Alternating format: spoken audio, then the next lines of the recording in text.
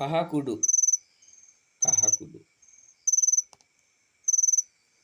පහේ මිරිස් උළුහාල්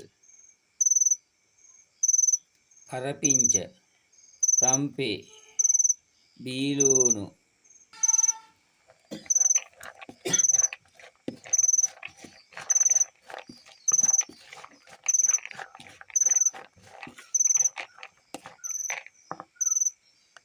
සුදුලූණු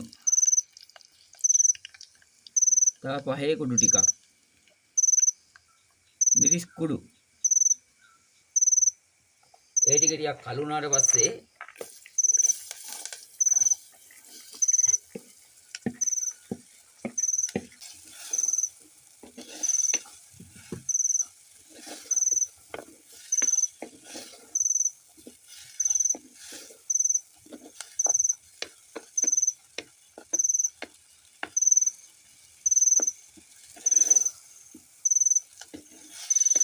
පොඩ්ඩක් තෙල් ටිකක් අහනකම් කවලම් කර කර ඉන්න ඕනේ.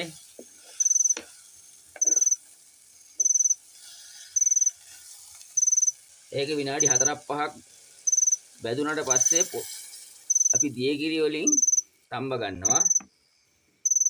දියකිරි ටික දාලා පොඩ්ඩක් කවලම් කරලා වහලා තම්බනවා.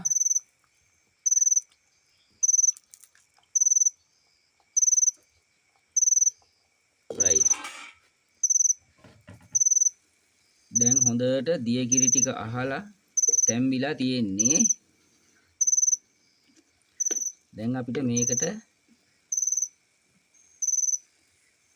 මිටි කිරි ඔන්න එකතු කරනවා.